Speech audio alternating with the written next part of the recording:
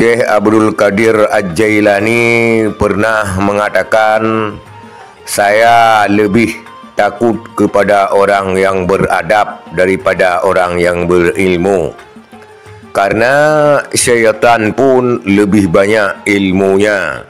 Itu kata Syekh Abdul Qadir Al-Jailani. Kurang ajar kata-katanya. Tentang syariat Islam yang di Aceh selain kader partai Aceh. Neplemah bak long saboh boleh. Neplemah long siap dialog ngeron. Long ti dua buah kasus. Yang pertama kasus Belang Padang.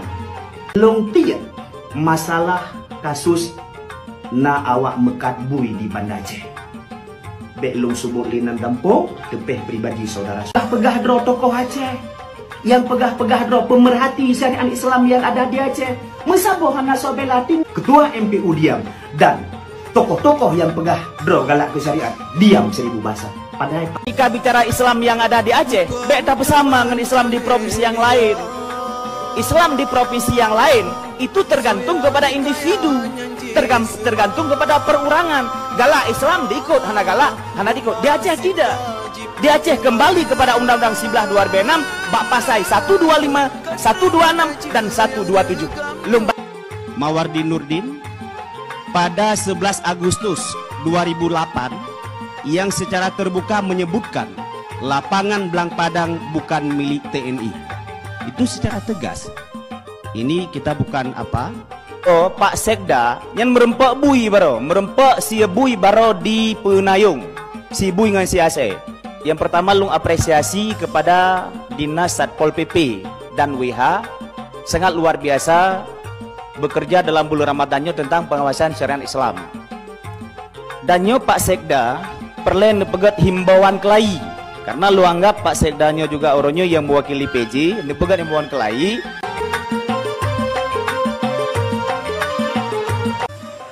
Assalamualaikum warahmatullahi wabarakatuh. Alhamdulillah, saudara-saudara sekalian, Syekh Abdul Qadir Al-Jailani pernah mengatakan, saya lebih takut kepada orang yang beradab daripada orang yang berilmu, karena syaitan pun lebih banyak ilmunya. Itu kata Syekh Abdul Qadir Al-Jailani.